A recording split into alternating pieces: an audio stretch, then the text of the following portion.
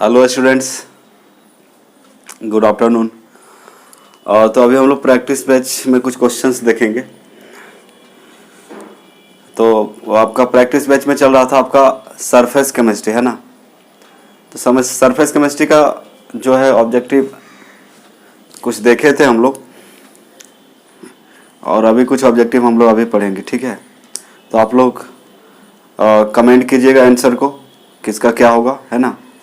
Copy निकाल लीजिए, pen निकाल लीजिए, और हम लोग चलिए शुरू करते हैं। तो अभी पढ़ेंगे हम लोग ऑब्जेक्टिव क्वेश्चन, ठीक है।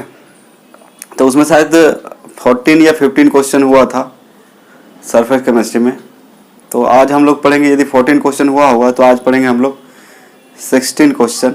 तो टोटल 30 क्वेश्चन हो जाएगा। उसके बाद फिर कितना लेक्चर हुआ था याद है आप लोग को सरफेस केमिस्ट्री का? शायद एक ही लेक्चर हुआ ना। हाँ, तो अभी तक एक लेक्चर हुआ था, ये सेकेंड लेक्चर हुआ सरफेस केमिस्ट्री का ऑब्जेक्टिव का, है ना। तो चलिए हम लोग जो एनसीईआरटी का जैसे होता है कि क्वेश्चन हम खुद बनाते हैं, उसके बाद फिर आपको बताते हैं। अब पूरा चैप्टर के अंदर से निकाल के बताया जाता है, इसलिए आपको पूरा चैप्टर पढ़ा दिया गया है। तो जो चैप्टर का रिवीजन चल रहा है या प्रैक्टिस चल रहा है, जो भी हो, तो उस चैप्टर को आप लोग थोड़ा पढ़ के आइए, तब सब लोग जवाब देंगे। कुछ कुछ लोग जवाब देते हैं, बाकी नहीं देते हैं। ऐसा नहीं करना है। क्वेश्चन देखते ही सबसे पहले कमेंट करेंगे आप लोग, और कमेंट करने के बाद ही आप लिखेंगे।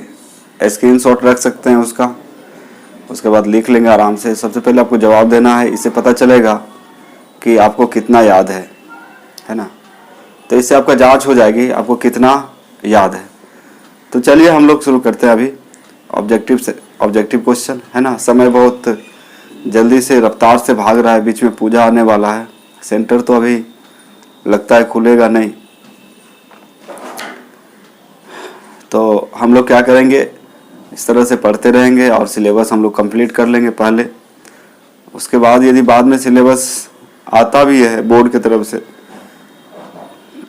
रिड्यूस करके मतलब कम करके, जैसे आप लोग सुने होंगे कि सिलेबस को रिड्यूस किया जाएगा। रिड्यूस का मतलब कुछ कुछ पार्ट जो है हटाया जाएगा चैप्टर से। तो यदि हम लोग पूरा सिलेबस पढ़ लेते हैं पहले, तो उसके बाद हम लोग टिक आउट कर लेंगे क्या क्या मतलब कहाँ से पूछा जाएगा, है ना। पहले पूरा पढ़ लेते हैं, क्योंकि कब आएगा सिलेबस इसका वेट करते करते हम तो क्लास नहीं छोड़ सकते हैं। तो चलिए हम लोग शुरू करते हैं अभी ऑब्जेक्टिव, ठीक है।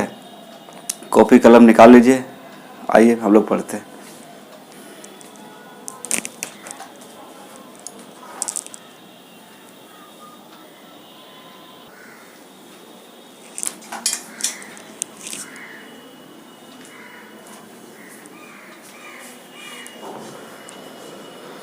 तो देखिए कुछ क्वेश्चन आपके बोर्ड पे है, स्क्रीन पे है। आप लोग क्या करेंगे, इसका जवाब देंगे जितना जल्दी हो सके, है ना। कमेंट करेंगे सब लोग, जितने लोग देख रहे हैं आप प्रैक्टिस बैच से, जितने लोग जुड़े हुए हैं उतने लोग सभी लोग देखिए। और बच्चे एक काम और, वीडियो को जो आप लोग बहुत शेयर करते हैं, शेयर ना करें, ठीक है। मतलब ये गलत चीज़ है, पहले से बताते आ रहे हैं, इतना मेहनत करके आप तक पहुंचा रहे हैं, आप पैसा दिए हैं तब आप पढ़ रहे हैं। इसका मतलब और जिनको पढ़ना है वो पे करके पढ़ सकते हैं, मना नहीं किए किसी को। ऐसा नहीं कि खाली सिर्फ मेरे ही स्टूडेंट पढ़े, कोई भी पढ़ सकते हैं, बस पे करके पढ़ सकते हैं, ठीक है।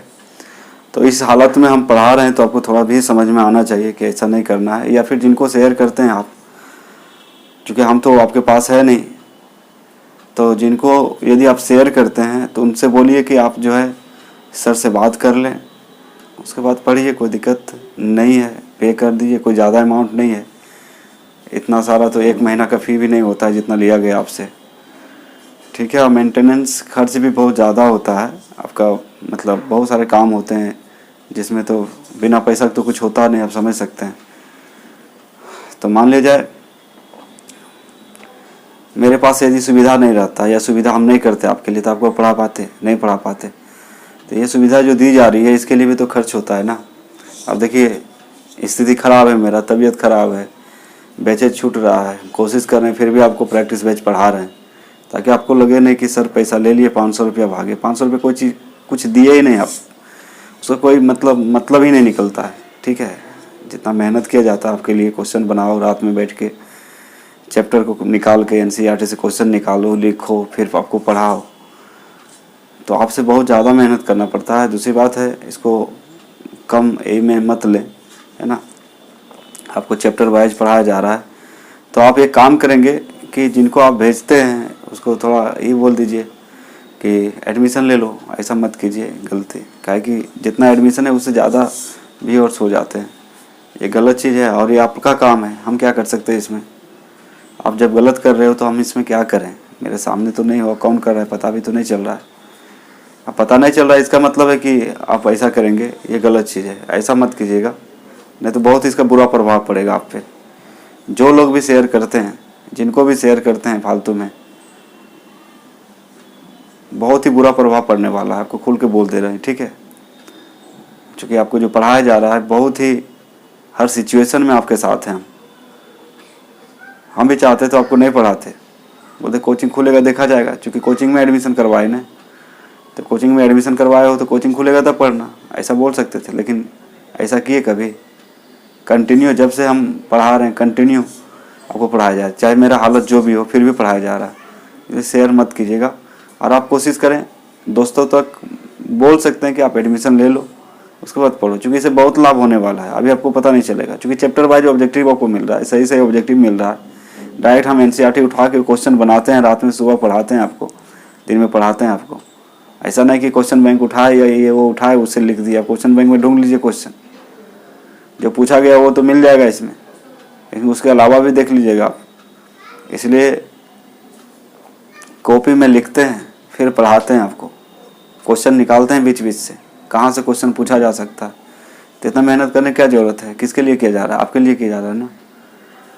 सिंपली पढ़ा के तो हम भी हट सकते थे। और ऐसा भी नहीं है कि यूट्यूब में पढ़ा रहे हैं पर टॉपिक को हटा के पढ़ा रहे हैं। पूरा सीरियल वाइज जैसे क्लास में होता है वैसे सुविधा दिया जा रहा है आपको। और चाहते तो आपसे और फिर मांग सकते थे कि इंटरनेट से पढ़ा रहे हैं और दो, लेकिन ऐसा किए नहीं किए, खुद सह रहे हैं हम। तो कम से कम इतना तो आप कर सकते हैं ख्याल कि वीडियो को शेयर ना करें, है ना। बहुत कष्ट होता है और आपको भी भुगतना पड़ेगा। जो लोग भी शेयर करते हैं इसका इफेक्ट बहुत ख़राब होगा। अब कितना पढ़ लीजिए, अच्छा नहीं होने वाला है।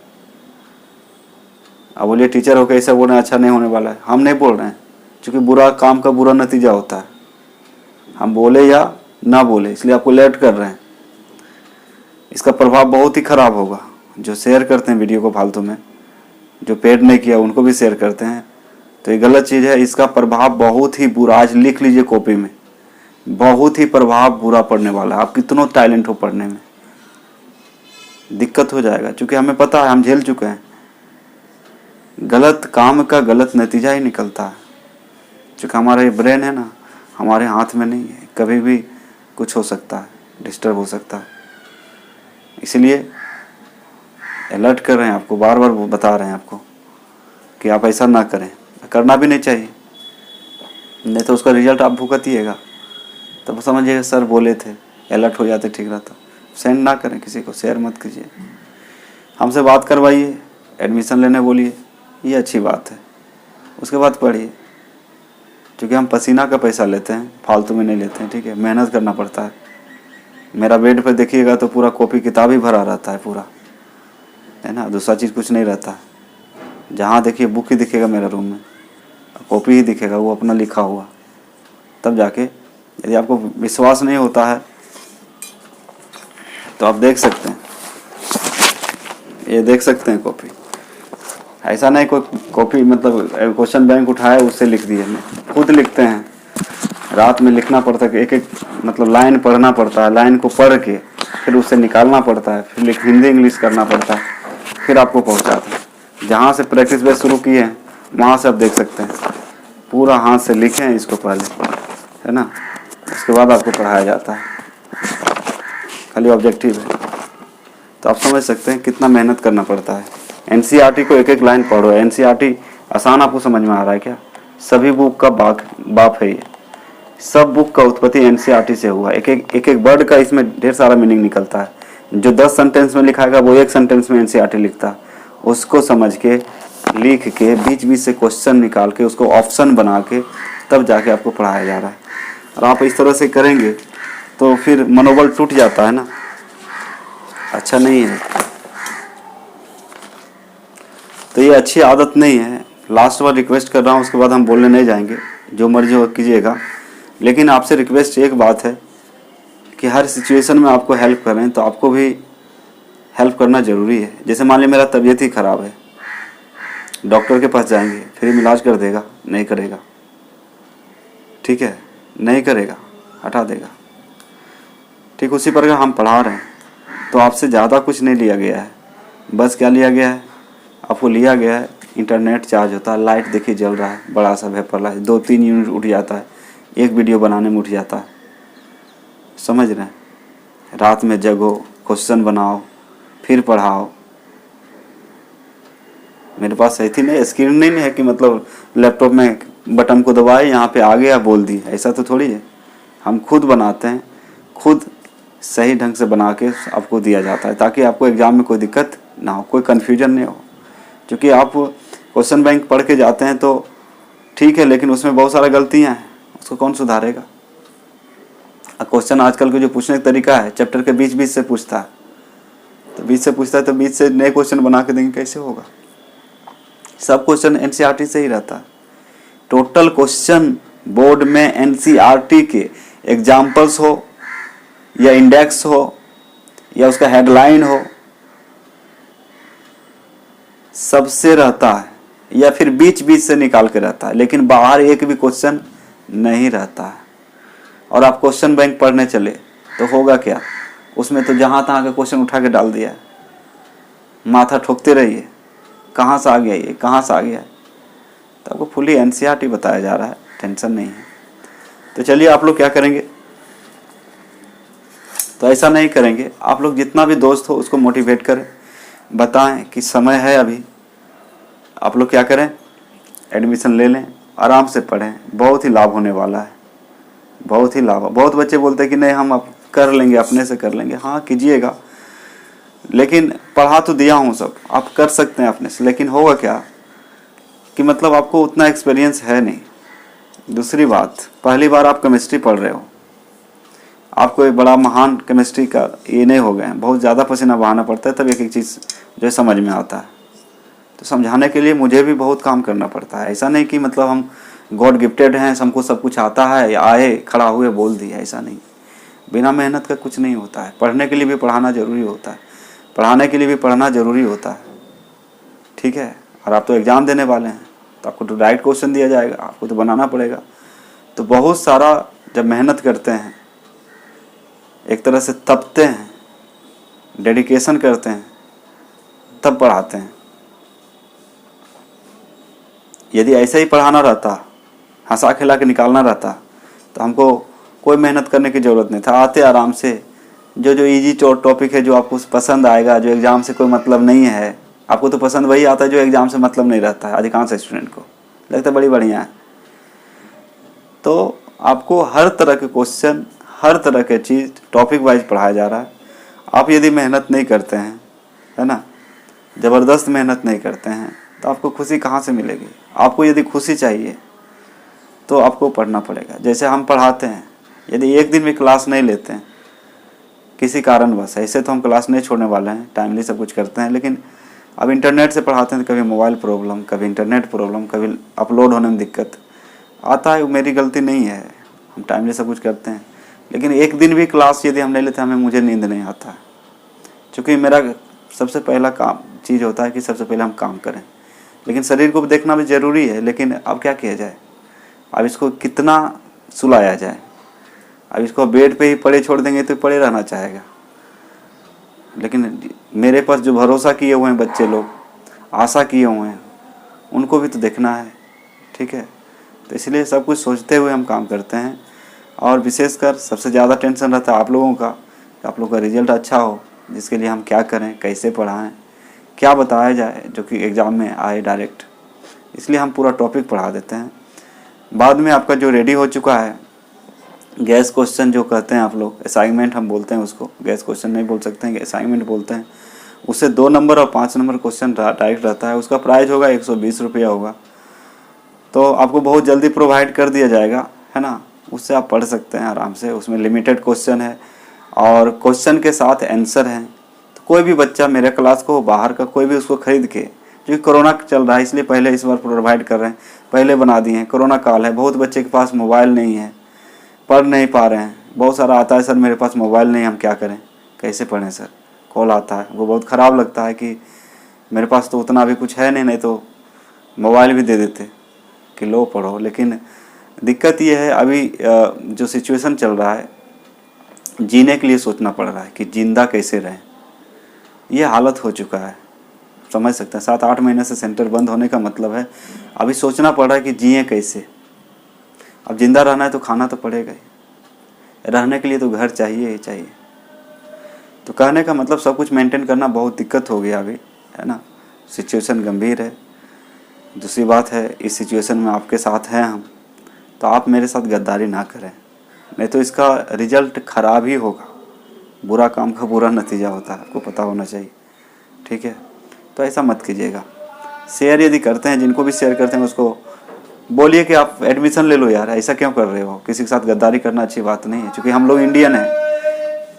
इंडियन गद्दारी नहीं कर सकता, चाहे जो भी हो जाए। और जो अमाउंट लिया जा रहा है कोई खास नहीं लिया जा रहा है, 1 महीना का भी पैसा नहीं लिया जा रहा है, ठीक है। अब इतना चैप्टर रिवाइज करेंगे, इतना ऑब्जेक्टिव, फी तो कम से कम 2 से 3 हज़ार रुपये चाहिए इसके लिए, रिवीजन के लिए। लेकिन लिए कितना, मात्र 500, 5% भी आपसे नहीं लिया गया है, वो भी खर्च हो जाता है इसी में। तो जिंदा रहने के लिए कुछ करना पड़ेगा ना। तो आप लोग सोचिए। और आप लोग अब नहीं हेल्प करेंगे तो कब करेंगे। हेल्प मतलब आपको क्या बोल रहे हैं, हेल्प मतलब ये बोल रहे हैं कि आप शेयर ना करें। हेल्प मतलब आपसे पैसा नहीं लिया जा रहा है। हेल्प का मतलब बोल रहे हैं कि जिसको आप शेयर करते हैं उसको बोलिए एडमिशन ले, या जो अभी तक नहीं लिए, कोई भी स्टूडेंट हो, मेरा क्लास का हो या बाहर का हो, यदि पढ़ना चाहता है प्रैक्टिस बेस तो पढ़ ले, बहुत लाभ होगा एग्जाम में। 2021 के एग्जाम में बहुत लाभ होने वाला है, ठीक है। आपको ऐसा लगेगा कि नहीं ये क्वेश्चन देखे नहीं या पढ़े नहीं। क्वेश्चन देखेंगे टिक मारेंगे आप, क्वेश्चन देखेंगे टिक मारेंगे। 35 में 35 नंबर ला सकते हैं आप, इसीलिए ये बैच निकाला गया, ठीक है। बाकी तो पढ़ाने के सब पढ़ा ही दिए हैं, लेकिन 35 में 35 कैसे लाया जाए, इसके लिए प्रैक्टिस बैच निकाला गया है। इसलिए जितने भी दोस्त हैं सबको बोलिए यदि अच्छा करना है तब, नहीं तो जिंदगी भर रोते रह जाएगा, पैसा देखते रह जाइएगा गांधी जी को, वो भी 500 रुपया, ज़्यादा कुछ है नहीं, इससे कुछ होने वाला नहीं है, ठीक है। इसलिए जो भी शेयर करते हैं वीडियो को, वो लोग बोलिए कमीना पैसे जैसा मत करो, एडमिशन लो पढ़ो, ठीक है। कमीनापन नहीं चलेगा, नहीं तो भुगतिएगा बढ़िया से, हमको पता है। इसलिए मोटिवेट करें, क्योंकि चिड़चिड़ापन आ जाता है, बॉडी खराब है, फीवर है, फिर भी पढ़ा रहे हैं। चिड़चिड़ापन अंदर शरीर ने, मशीन ने है। एंजाइटी होगा, डिप्रेशन होगा, स्ट्रेस होगा, तो बॉडी का जो रिएक्शन भी क्या होगा, कितनों संभालते हुए गलत होगा। इसलिए हमको गुस्सा मत दिलाइए, गलत अपशब्द नहीं बोलवाइए, है ना। ऐसा मत कीजिए। बहुत दिन के बाद टोके हैं आज, क्योंकि रोज़ देखते हैं जितना एडमिशन है उससे कहीं ज़्यादा ही क्या हो जाता है, शेयर हो जाता है वीडियो। ये कैसे, आप ही लोग कर रहे हैं ना, या हम किसी को भेजने जा रहे हैं। मर मर के पढ़ाओ, उसके बाद ये हाल है। चलिए ठीक है, आगे से ध्यान दीजिए, आज से ध्यान देंगे। शेयर नहीं कर होना चाहिए वीडियो, और जिनको शेयर करिए उसको बोलिए कि एडमिशन ले ले, ठीक है। क्योंकि मर मर के पढ़ाना पड़ रहा है, ठीक है, टेंशन लगा रहता है। हम तो बेड रेस्ट कर सकते थे, आज वो क्लास नहीं ले पाए, 11, 11:30 से 12:30 जो हो रहा था, लेकिन फिर भी साहस किए अभी कि नहीं प्रैक्टिस पढ़ा दिया जाए। तो समझिए बात को आप लोग। चलिए, टेंशन मत लीजिए, आराम से रहिए, कूल माइंड से। अब चलिए पढ़िए मेरे साथ, कॉपी निकालिए, लिखिए। सबसे पहले कमेंट करेंगे आप लोग, जितने भी देख रहे हैं सब कमेंट करेंगे पहले, तब औकात पता चलेगा आपका, आता है या नहीं आता है। हमको पढ़ा देने से क्या हो जाएगा, मुझे पढ़ा देने से कुछ नहीं होने वाला है, जब तक आप मेहनत नहीं करोगे, क्योंकि एग्ज़ाम आपको देना है। पहले बता दें, हमको खाली बोलने से, चिल्लाने से कुछ नहीं होने वाला है।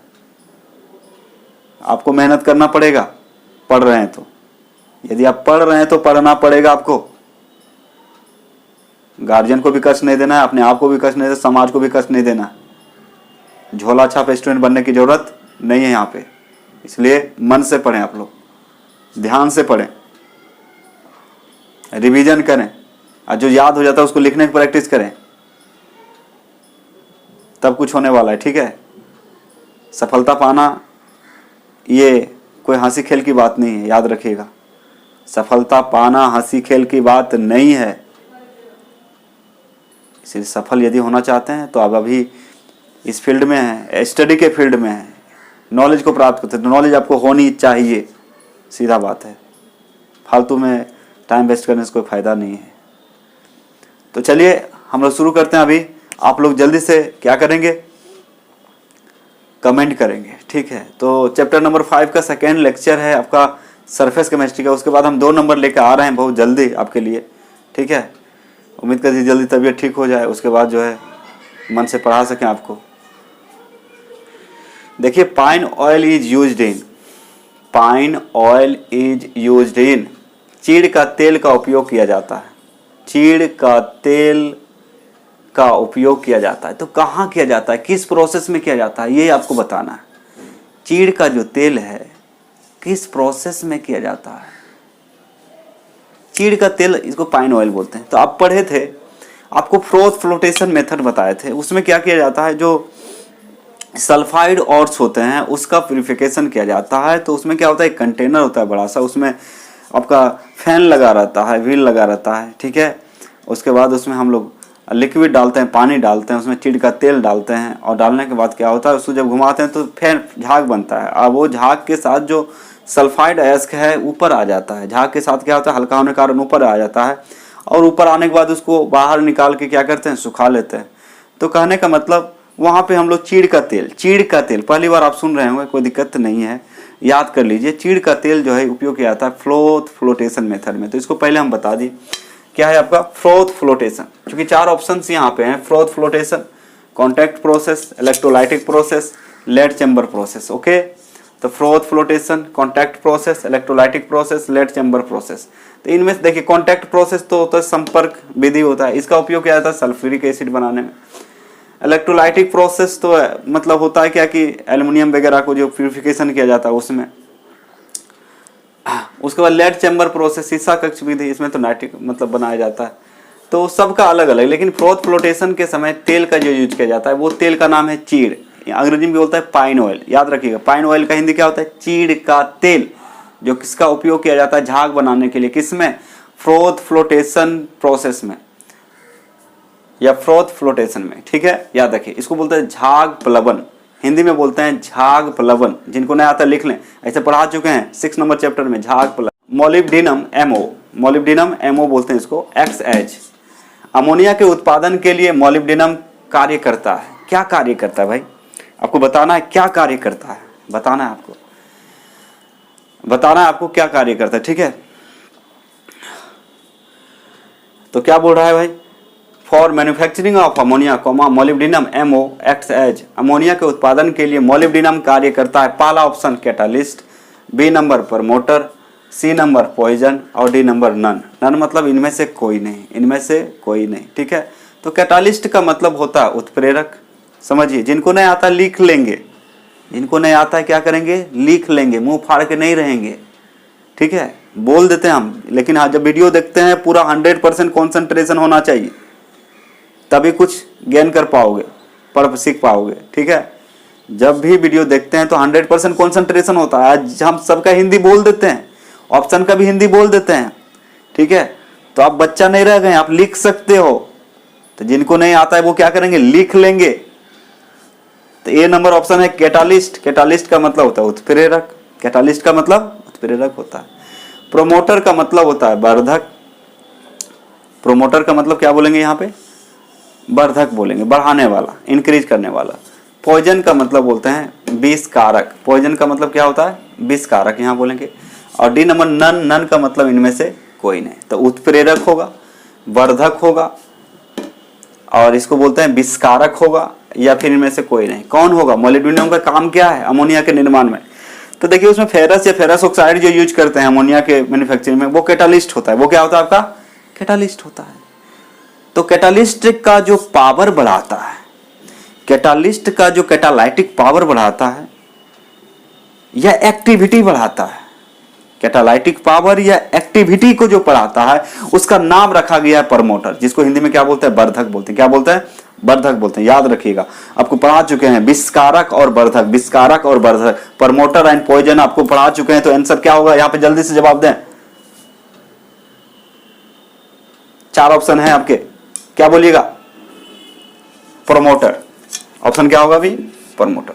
प्रमोटर क्यों, क्योंकि कैटालिस्ट तो यहां पे फेरस है, उसमें मोलिब्डेनम क्यों डाला जाता है, कैटालिस्ट के क्रिया को, सक्रियता को बढ़ाने के लिए, मतलब उत्प्रेरक के सक्रियता को बढ़ाने के लिए हम लोग उसमें क्या डालते हैं, एमओ डालते हैं। क्या डालते हैं, एमओ डालते हैं। तो किसके मैन्युफैक्चरिंग में, अमोनिया के मैन्युफैक्चरिंग में, मतलब अमोनिया के उत्पादन में। एक बच्चे को कमेंट किए हिंदी ज्यादा बोलिएगा, कोई दिक्कत नहीं, हम दोनों ही बोल रहे हैं आपको, आप खाली कान खोल के सुनिए, ठीक है। उसके बाद है 2SO2 सल्फर डाइऑक्साइड गैस है। पीटी यहाँ पे कैटालिस्ट है, पीटी क्या है यहाँ पे, कैटालिस्ट है। बना मतलब बना 2SO3 बना, ऑक्सीडेशन रिएक्शन हो रहा है। मान लिया तो ऑक्सीजन प्रेजेंस है, आपको दिखाई नहीं दे रहा, आप सोचिएगा यहाँ पे तो ऑक्सीजन है नहीं, 3 ऑक्सीजन कहां से आ गया, तो ये ऑक्सीडेशन के टर्म में आता है, याद रखिएगा। तो 2SO2 गैस है। इक्वेशन को देखें ठीक से और जवाब सही सही दें, ठीक है। 2SO2 गैस है, पीटी यहाँ प्लेटिनम है और 2SO3 गैस है, रिएक्शन कर रहा है। तो ये कौन सा कैटालाइसिस होगा, इस रिएक्शन को कौन सा कैटालाइसिस बोलेंगे, समांगी उत्प्रेरण बोलेंगे, विषमांगी उत्प्रेरण बोलेंगे, या दोनों बोलेंगे, या इनमें से कोई नहीं। तो पहला ऑप्शन है, ये बोल रहा है एक रिएक्शन दिया गया, इस रिएक्शन को पहचानना है कि इसमें कौन सा उत्प्रेरण हो रहा है, यानी कि कौन सा कैटालाइसिस हो रहा है, ये जानना है आपको। तो पहला है होमोजीनियस कैटालाइसिस, इसका मतलब होता है समांगी उत्प्रेरण, समांगी उत्प्रेरण होता है। हेट्रोजीनियस कैटालाइसिस का मतलब होता है विषमांगी उत्प्रेरण होता है। बोथ ए एंड बी का मतलब होता है दोनों, मतलब समांगी और विषमांगी। और डी नंबर है इनमें से कोई नहीं। तो आप बताएंगे क्या होना चाहिए आंसर, आपको पढ़ा चुके हैं। होमोजीनियस कैटालाइसिस क्या होता है, हेट्रोजीनियस कैटालाइसिस क्या होता है, आपको बता चुके हैं, बिना पढ़ाई नहीं पढ़ा रहे हैं। जैसे बहुत एलिगेशन लगा था शुरू में, बहुत सारा कंट्रोवर्सीज हुआ था कि सर इतना पहले बैच स्टार्ट किए कर रहे हैं और सिलेबस भी खत्म नहीं हुआ है, सब कौन सा टीचर है। तो पहली बार देख रहे हैं कि सिलेबस खत्म होने से पहले ही प्रैक्टिस। अब समझ में आ रहा है आपको, सही हुआ कि गलत हुआ, क्या अब बता सकते हैं कि हम जिसको नहीं पढ़ाए हैं उसको उसका ऑब्जेक्टिव करवा रहे हैं, उसको प्रैक्टिस करवा रहे हैं, ऐसा किए हैं क्या।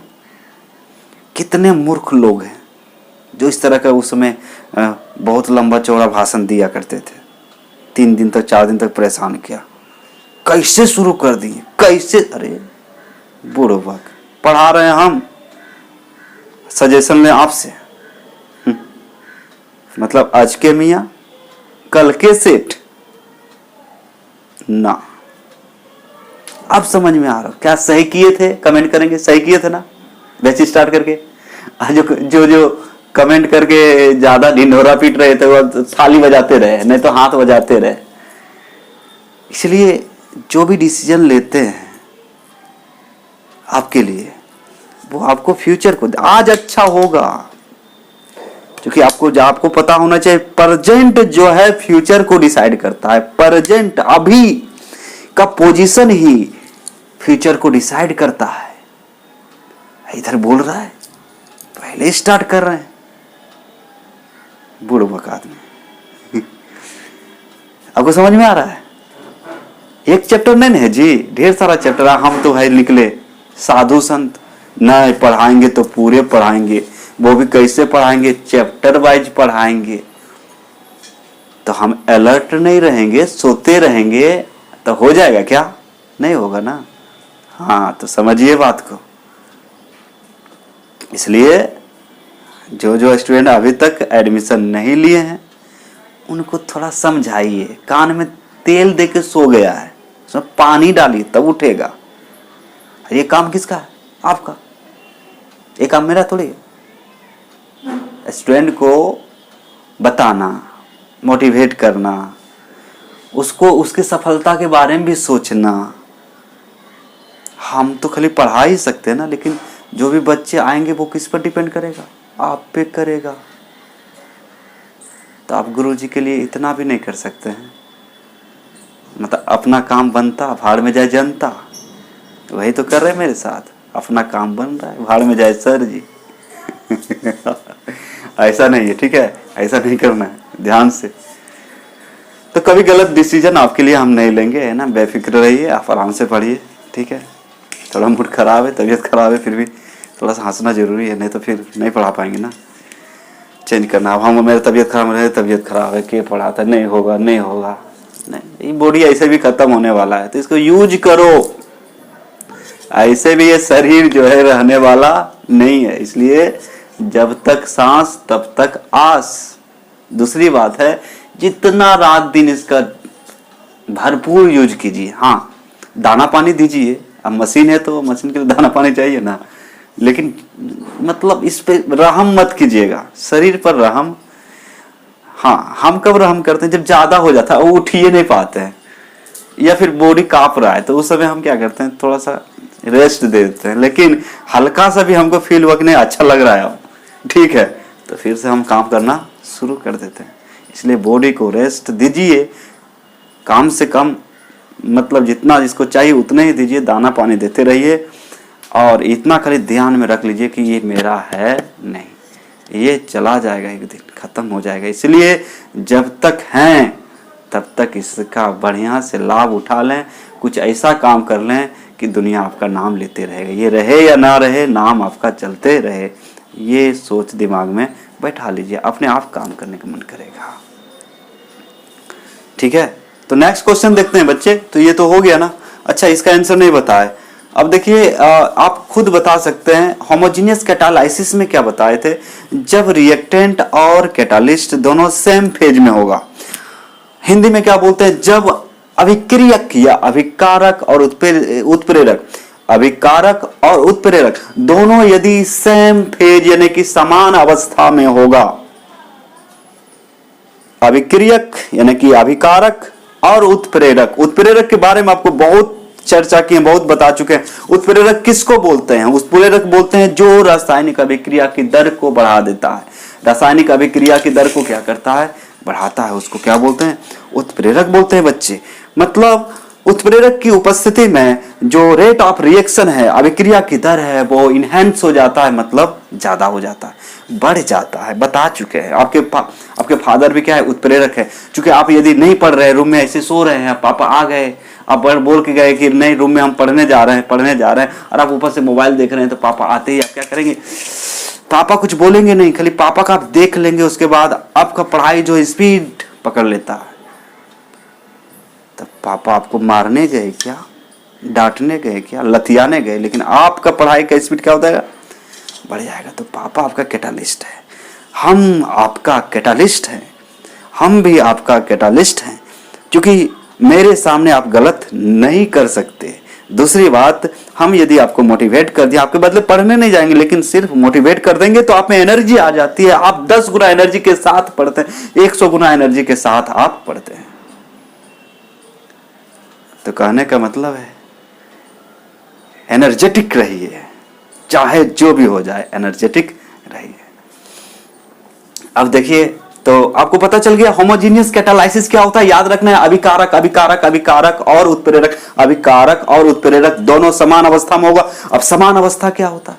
समान अवस्था का मतलब होता है, यदि सॉलिड में है तो दोनों सॉलिड में होगा, यदि गैस में है तो दोनों गैस में होना चाहिए, यदि लिक्विड में है तो दोनों लिक्विड में होना चाहिए। सेम फेज का मतलब होता है दोनों का स्टेट, फिजिकल स्टेट, दोनों का फिजिकल स्टेट मतलब भौतिक स्टेट, दोनों का क्या होना चाहिए? सेम होना चाहिए। तो याद रखेंगे,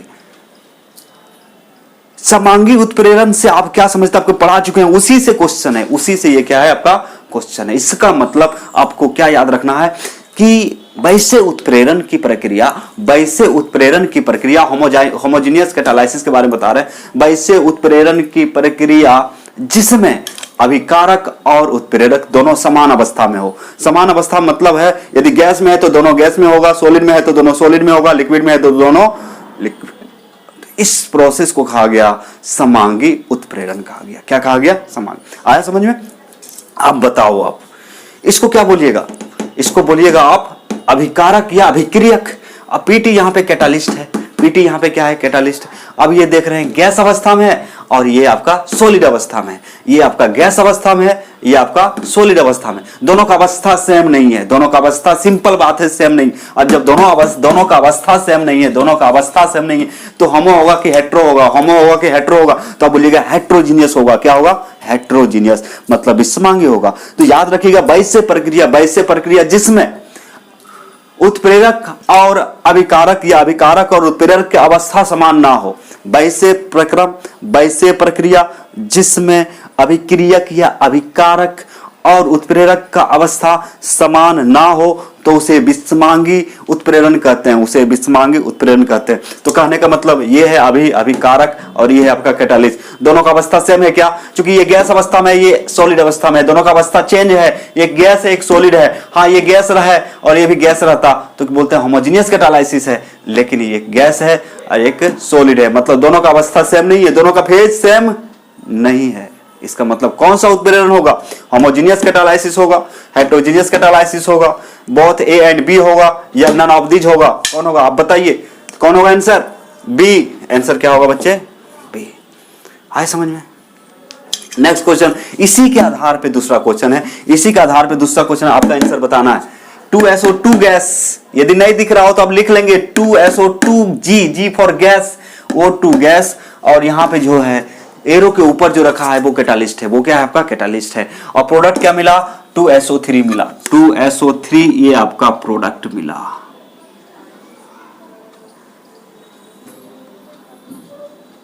SO3 क्या मिला? आपका प्रोडक्ट मिला। तो रिएक्शन कौन सा उत्प्रेरण? इस रिएक्शन को रिएक्शन यानी कि अभिक्रिया है, कौन सा अभिक्रिया है, कौन सा उत्प्रेरण है? तो 2SO2 गैस है, ये रिएक्टेंट हो गया। यहाँ पे रिएक्टेंट क्या क्या है? SO2 रिएक्टेंट है और O2 रिएक्टेंट है। SO2 रिएक्टेंट है और O2 रिएक्टेंट है, ठीक है। ये भी गैस में, ये भी गैस में, मतलब जो रिएक्टेंट है वो गैस अवस्था में है, रिएक्टेंट जो है गैस अवस्था में। यदि उत्प्रेरक भी गैस अवस्था में हो जाएगा तो इसको होमोजेनियस कैटालाइसिस बोलिएगा। तो यहाँ पे देखिए NO, इसको नाइट्रिक ऑक्साइड पढ़ा जाता है। NO का मतलब नाइट्रिक ऑक्साइड है। NO को क्या पढ़ा जाता है? Nitric oxide. ये आपका नाइट्रिक ऑक्साइड है जो कि गैस है। तो ये आपका अभिकारक, इसको क्या बोलते हैं? अभिकारक और उत्प्रेरक दोनों गैस अवस्था में है। और बना क्या है? 2SO3 बना। तो इस रिएक्शन को क्या बोलते हैं? हेटेरोजेनियस कैटालाइसिस बोलेंगे, होमोजेनियस कैटालाइसिस बोलेंगे, बोथ ए एंड बी बोलेंगे, या none of these. Heterogeneous catalysis का मतलब विषमांगी उत्प्रेरण। लिख ले जिनको नहीं आता है। हेटेरोजेनियस कैटालाइसिस का मतलब होता है विषमांगी उत्प्रेरण, और होमोजेनियस का हिंदी होता है, होमोजेनियस कैटालाइसिस का हिंदी होता है समांगी उत्प्रेरण। तो अब बताइए इसमें समांगी उत्प्रेरण होगा या विषमांगी होगा? तो होगा होमोजेनियस कैटालाइसिस। क्यों? क्योंकि रिएक्टेंट भी गैस अवस्था में है और आपका कैटालिस्ट भी गैस अवस्था में है। आ रहा है बात समझ में? Next question, which of the following zeolite convert alcohol into gasoline? इसको भी हम पढ़ा चुके हैं, इसको भी हम पढ़ा चुके हैं। जियोलाइट पढ़ाए थे ना? जियोलाइट, तो शेप ऑफ जियोलाइट बताया गया था क्या होता है, उसका आकार किस प्रकार के होते हैं, ठीक है। जियोलाइट का आकार कैसा होता है, उसके बाद फिर सबसे इंपॉर्टेंट जियोलाइट है वो कौन है, सबसे इंपॉर्टेंट जियोलाइट कौन है। उसके बाद ये भी बताया गया था कि जियोलाइट का उपयोग कहाँ किया जाता है, किस क्षेत्र में किया जाता है। नहीं बताए थे, आपको पढ़ाए थे, याद कीजिए, खोपड़ी में याद कीजिए, आपको बताए थे कि जियोलाइट क्या होता है, इसका आकार कैसा होता है, इसको कहाँ पे यूज करते हैं, किस क्षेत्र में यूज किया जाता है, याद करें आप। उसके बाद आराम से हो जाएगा, नो प्रॉब्लम, कोई दिक्कत नहीं है। अब क्या बोल रहे हैं, which of the following zeolite converts alcohol into gasoline?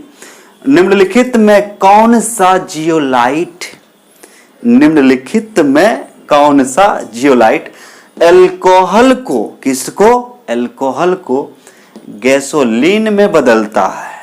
किस में बदलता है? गैसोलीन में बदलता है। निम्नलिखित में कौन सा जियोलाइट अल्कोहल को गैसोलीन में बदलता है? तो पहला दिया हुआ है option ZSM5, ZSM5। B number दिया है ZSM6, सी दिया है ZSM3 और डी दिया है नन। नन मतलब नन ऑफ दीज, इनमें से कोई नहीं। चलो बताओ भाई क्या होगा। पढ़ाए थे ना, याद कीजिए। जल्दी फटाफट comment comment comment comment comment comment guys, जल्दी से फटाफट दिखाइए दिखाइए दिखाइए अपना जलवा, जलवा दिखाइए। कौन होगा कौन होगा? ZSM5 होगा या फिर ZSM6 होगा, ZSM3 होगा या नन ऑफ दिस? तो बच्चे, मेरे प्यारे बच्चे, कौन होगा? कमेंट जल्दी। हाँ, क्या होगा? ए, ZSM5 होगा। तो आपको बताया गया था कि जियोलाइट जो होता है उसका आकार जो होते हैं ये सेलेक्टिव कैटालाइसिस है, सेलेक्टिव कैटालिस्ट है। सेलेक्टिव मतलब वर्णात्मक या चयनात्मक उत्प्रेरक है, जिसका आकार होता है हनीकव लाइक स्ट्रक्चर। हनीकव लाइक स्ट्रक्चर मतलब समझते हैं, मधुमक्खी के छत्ता के समान, मधुमक्खी के छत के समान इसका आकार होता है। सबसे इंपॉर्टेंट जियोलाइट जो बताया था वो बताया गया था ZSM5। याद कीजिए, सबसे इंपॉर्टेंट जियोलाइट का नाम क्या है? ZSM5 है। सबसे इंपॉर्टेंट जियोलाइट का नाम क्या है? ZSM5। ओके, इसका उपयोग किया जाता है पेट्रोलियम इंडस्ट्री में। पेट्रोलियम मतलब जहां पेट्रोल, डीजल, केरोसिन, सब गैस, ये सब क्या है आपका? पेट्रोल है, पेट्रोलियम है। तो कहने का मतलब पेट्रोलियम इंडस्ट्री में किस कैटालिस्ट का उपयोग किया जाता है? ZSM5। और ZSM5 सबसे महत्वपूर्ण जियोलाइट है। और एक बात ध्यान रखेंगे, ZSM5 क्या करता है? अल्कोहल को सीधे गैसोलीन में बदल देता है। गैसोलीन में समझ में नहीं आ रहा गैसोलीन क्या है? तो गैसोलीन आपको बता चुके हैं, गैसोलीन मतलब होता है पेट्रोल। क्या होता है बच्चे? जो बाइक में चलाते हैं, बाइक चलाते हैं ना, क्या होता है उसमें? क्या डालते हैं? पेट्रोल। तो गैसोलीन का मतलब पेट्रोल, गैसोलीन का मतलब पेट्रोल। ये क्या करता है? जब इसमें डालेंगे, अल्कोहल में इसको डालते हैं, तो यहाँ पे डिहाइड्रेशन होता है। अब ये डिहाइड्रेशन का मतलब क्या होता है? निर्जलीकरण होता है। डिहाइड्रेशन का मतलब क्या होता है? निर्जली। अब हिंदी में भी आ रहा है, निर्जलीकरण का है। अरे निर्जलीकरण मतलब निर्जली मतलब जल निकल जाना। बोलते हैं हमारा बॉडी का डिहाइड्रेशन हो गया है, तो डॉक्टर साहब के पास जाते हैं, क्या देता है डॉक्टर साहब? Milk of magnesia, milk of magnesium, magnesium hydroxide, MgOH का होल ट्वाइस। ये क्या है? मिल्क ऑफ मैग्नीशियम, वो कंट्रोल करता है। कहने में डिहाइड्रेशन का मतलब होता है, जैसे बॉडी का डिहाइड्रेशन का क्या बोलेंगे? जब बॉडी का डिहाइड्रेशन होता है उसमें हम लोग सलाइन चढ़ाते हैं, पानी चढ़ाया जाता है बॉडी में, मतलब पानी की कमी हो जाती है बॉडी में, पानी की कमी हो जाती है। डिहाइड्रेशन का मतलब होता है पानी का कमी हो जाना। ठीक उसी प्रकार जब अल्कोहल में ZSM5 कैटालिस्ट को डालते हैं तो वहां पे डिहाइड्रेशन होता है। डिहाइड्रेशन होने का मतलब जो अल्कोहल में पानी का मात्रा है, H2O है, वो डिहाइड्रेट हो जाता है, मतलब बाहर निकल जाता है। तो क्या बचेगा? प्योर अल्कोहल, उसमें पानी नहीं होगा, उसमें वाटर नहीं होगा। उसको जब गाड़ी में हम डालेंगे, चलाएंगे तो चलेगा, क्योंकि अल्कोहल भी एक क्या है? ईंधन है। अल्कोहल भी क्या है? एक ईंधन, जिसको फ्यूल बोलते हैं। आप लोग क्या बोलते हैं? फ्यूल। चलिए 6 नंबर क्वेश्चन फटाफट। Decomposition of urea into NH3 and CO2। Decomposition of urea into NH3 CO2। देखिए यूरिया जी का जब डिकम्पोजिशन होता है, विघटन जिसको बोलते हैं हिंदी में, क्या बोलते हैं? यूरिया का जब विघटन होता है तो प्राप्त होता है NH3 प्राप्त होता है, CO2 प्राप्त होता है, NH3 प्राप्त होता है, CO2 प्राप्त होता है। याद रखिएगा, अमोनिया का जब विघटन होगा, किसका? Urea, sorry urea, urea, urea सूत्र क्या होता है यूरिया का? NH2CO, NH2CO होता है यूरिया। यूरिया का जब डिकम्पोजिशन होगा मतलब अपघटन होगा, यूरिया का जब डिकम्पोजिशन होगा मतलब टूटेगा, तो वो क्या देगा? अमोनिया देगा। अमोनिया का सूत्र क्या होता है? NH3। अमोनिया का सूत्र NH3, और साथ में क्या देगा? Carbon dioxide. कार्बन डाइऑक्साइड का सूत्र CO2। तो कहने का मतलब decomposition of urea into NH3 and CO2 मतलब यूरिया का NH3 एवं CO2 में अपघटन, यूरिया का NH3 एवं CO2 में अपघटन। अपघटन को हम लोग विघटन भी बोलते हैं, अपघटन को हम लोग विघटन भी बोलते हैं। ठीक है, डायस्टेज के द्वारा होता है। अब यहाँ पे कौन सा कैटालिस्ट मतलब कौन सा उत्प्रेरक लिया जाता है? उसका उत्प्रेरक का नाम है, मतलब जब डिकम्पोजिशन ऑफ यूरिया होता है, जब डिकम्पोजिशन ऑफ यूरिया होता है, यूरिया का जब विघटन होता है, अपघटन होता है, उस समय कौन सा उत्प्रेरक लिया जाता है? कौन सा कैटालिस्ट लिया जाता है? तो यहाँ पे दिया हुआ diastase, invertase, urease and maltase. क्या क्या दिया हुआ है? डायस्टेज, इन्वर्टेज, यूरेज, यूरिज बोलेंगे इसको, माल्टेज। तो कौन सा होगा बच्चे? जल्दी से बताएं मेरे प्यारे बच्चे। यूरिया का विघटन के लिए कौन सा कैटालिस्ट लिया जाता है? जल्दी से बताएं, नहीं तो डंडे पड़ेंगे, डंडे पड़ेंगे। जल्दी बताओ बताओ बताओ बताओ क्या होगा? जल्दी से कमेंट करें फटाफट फटाफट, लेट ना करें। क्या होगा? अरे इंडिकेट तो कर दिए। हाँ, यूरिज होगा। क्या होगा? यूरिज। बुझाया? हाँ, ठीक है ठीक है। अब जो नहीं लिखे कमेंट कर रहे हैं ना सब, ईमानदारी से कमेंट कीजिए और जल्दी से कमेंट इसको क्या कीजिए, लिखिए, इसका स्क्रीनशॉट लीजिए फटाफट। आगे बताते हैं। आज 16 क्वेश्चन बताएंगे, 16। क्यों? क्योंकि पिछले लेक्चर में गलती से तो 15 लिख दिए, लेकिन पढ़ाए थे 14। उसका भरपाई करना पड़ेगा ना, तो एक ज़्यादा बताएंगे तो कितना हो जाएगा? टोटल 30 क्वेश्चन हो जाएगा सरफेस केमिस्ट्री से। पूछेगा 1-2 क्वेश्चन, लेकिन हम लोग पढ़ रहे हैं कितना? 30 क्वेश्चन, 40 क्वेश्चन, 50 क्वेश्चन, 55 क्वेश्चन। पूछो पूछो बिहार बोर्ड, पूछो कोई भी बोर्ड, सीबीएसई या बिहार बोर्ड, पूछो ऑब्जेक्टिव। जहां पूछोगे आंसर मिलेगा, कोई उपाय नहीं है। चलिए जल्दी से इसका स्क्रीनशॉट ले ले बच्चे।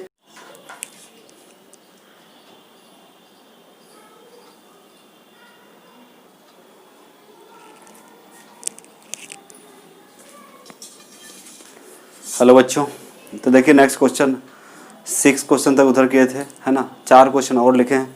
अब नेक्स्ट क्लास पढ़ा पाएंगे, थोड़ा अच्छा फील नहीं हो रहा है, ठीक है? ज़्यादा बोल दिए तो चलिए ठीक है, कोई दिक्कत नहीं। 7 नंबर है, cane sugar into glucose and fructose. इच्छु शर्करा का ग्लूकोज तथा फ्रक्टोज में परिवर्तन कौन सा एंजाइम के द्वारा होता है? पहला इन्वर्टेज है, डायस्टेज है, माल्टेज है, यूरिज है। ये सब का हिंदी में भी यही नाम होगा। इन्वर्टेज को इन्वर्टेज बोलेंगे, डायस्टेज को डायस्टेज बोलेंगे, माल्टेज को माल्टेज बोलेंगे, यूरिज को यूरिज बोलेंगे। आपको पढ़ा चुके हैं, ठीक है? आपको लिखवा चुके हैं, आपको कॉपी में है। तो इच्छु शर्करा का ग्लूकोज तथा फ्रुक्टोज में परिवर्तन किसके द्वारा किया जाता है? इन्वर्टेज के द्वारा, डायस्टेज के द्वारा, माल्टेज, यूरिज। आंसर देंगे क्या होगा बच्चे? इन्वर्टेज। क्या होगा? इन्वर्टेज होगा। इन्वर्टेज एंजाइम क्या करता है? कैन शुगर का मतलब होता है शर्करा, यानी कि चीनी। चीनी को किस में बदल देता है? ग्लूकोज और फ्रुक्टोज में। याद रखिएगा, इन्वर्टेज एंजाइम चीनी को ग्लूकोज और फ्रुक्टोज में बदल देता है। Conversion of glucose into ethyl alcohol. Glucose का इथाइल अल्कोहल में परिवर्तन। इथाइल अल्कोहल का सूत्र क्या होता है बच्चे? C2H5OH, इथाइल अल्कोहल, ठीक है? इससे शराब बनता है। तो conversion of glucose into ethyl alcohol, glucose का इथाइल अल्कोहल में परिवर्तन किसके द्वारा होता है? इन्वर्टेज के द्वारा। तो इन्वर्टेज किसको करता है? आपका शुगर को, जाइमेज, माल्टेज और डायस्टेज। तो याद रखिए क्या होगा बच्चे? जाइमेज। कमेंट करते जाइए फटाफट, क्या होगा? जाइमेज। फिर human body temperature being suited for enzyme catalysed reaction. माना हमारा जो शरीर है, इसमें भी कैटालाइटिक रिएक्शन होता है, तो टेम्परेचर कितना होना चाहिए मानव शरीर में? मतलब एंजाइमेटिक रिएक्शन के लिए, उत्प्रेरक अभिक्रिया के लिए कितना टेम्परेचर चाहिए? मानव शरीर का ताप एंजाइम उत्प्रेरित अभिक्रियाओं के लिए उपयुक्त होता है। कितना उपयुक्त होता है? मानव शरीर का ताप एंजाइम उत्प्रेरित अभिक्रियाओं के लिए उपयुक्त होता है। 310 केल्विन होना चाहिए, 298 केल्विन होना चाहिए, 312 केल्विन होना चाहिए, और डी नंबर है 210 केल्विन। जल्दी से कमेंट करें, क्या होगा? कमेंट कमेंट कमेंट, क्या होगा? 310 केल्विन। 310 केल्विन मतलब 37 डिग्री सेल्सियस। 37। हमारा शरीर अच्छा से तभी काम करेगा, इसका टेम्परेचर कितना होना चाहिए? 37 डिग्री सेल्सियस, यानी कि 310 केल्विन। 310 केल्विन कैसे? 273 प्लस 37 कीजिएगा, कितना आएगा? 310। कैटालाइटिकली वेरी एक्टिव आयन सीज। आयन जो उत्प्रेरक के रूप में बहुत अधिक सक्रिय होता है। कौन सा आयन उत्प्रेरक के रूप में सबसे ज्यादा सक्रिय होता है? Mn2 plus, cobalt plus, copper plus, sodium plus, यानी कि Mn2 plus, CO2 plus, Cu2 plus, Na plus. तो याद रखेंगे, आपको पढ़ा चुके हैं, Na प्लस आयन जो है बहुत ही ज्यादा एक्टिव होता है। क्या होता है? बहुत ही ज्यादा एक्टिव होता है। समझ में आ गया? तो आज का लेक्चर यही समाप्त करते हैं। और 6 क्वेश्चन बताने वाले थे, लेकिन अभी जो है थोड़ा सा अच्छा फील नहीं हो रहा, तो फिर नेक्स्ट क्लास में उसको पूरा करेंगे। टेंशन ना लीजिएगा, ये मेरा काम है, ठीक है? आप लोग क्लास यदि छूटेगा भी 1-2 दिन, यदि हम नहीं कर पाएंगे, यदि नहीं ले पाएंगे, तो आप लोग टेंशन लीजिएगा नहीं। जैसे तबीयत ठीक होता है, मेरा अच्छा लगता है, तो हम तुरंत उसको क्या करेंगे? कवर अप कर देंगे। आपका टेंशन नहीं, ये मेरा काम है, ठीक है? आपको जहाँ तक पढ़ा दिया गया उसको ठीक से पढ़ते रहिए, रिविजन करते रहिए, ठीक है? आपके पास काम के टाइम कमी नहीं है, बहुत सारा काम है, उसको करते रहिए। रही बात हम दिसंबर 15 बोले, दिसंबर 15 तक सिलेबस खत्म होगा तो होगा। 15 दिसंबर को सिलेबस खत्म होगा तो होगा, हर हाल में होगा। लिख ले, कहीं कहीं पे लिख लें, आया समझ में? कहीं लिख लें, टेंशन नहीं लीजिएगा। 15 दिसंबर लिख लें, सिलेबस खत्म होगा केमिस्ट्री का, बाय आर के ठाकुर सर। ठीक है, चलिए आज इतना ही, फिर नेक्स्ट लेक्चर में मिलते हैं बच्चे। Thank you very much. और एक बार फिर से जय हिंद, ताकत बना के। ठीक है, चलें, बाय।